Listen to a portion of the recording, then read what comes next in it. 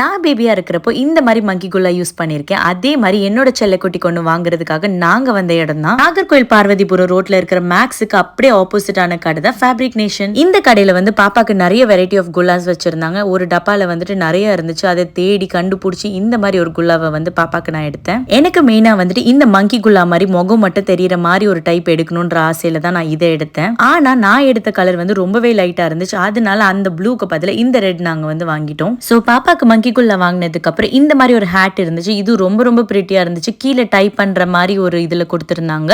பாப்பாக்கு இது பார்க்க ரொம்ப அழகா இருந்துச்சு. இதுவும் ரெட் கலர்ல வாங்கிட்டு மங்கிக்குள்ளாவும் ரெட் கலர்ல வாங்கிட்டு எங்களோட குல்லா ஷாப்பிங்க நாங்க முடிச்சிட்டோம். குல்லா ஷாப்பிங் முடிச்சதுக்கு அப்புறம் இந்த மாதிரி குட்டி குட்டி டாய்ஸை வச்சு நாங்க பாப்பாக்கு விளையாட்டு காட்டிட்டு இருந்தோம். அவங்களும் அழகா இந்த டாய்ஸ் ஓடுறத பாத்துக்கிட்டு இருந்தாங்க.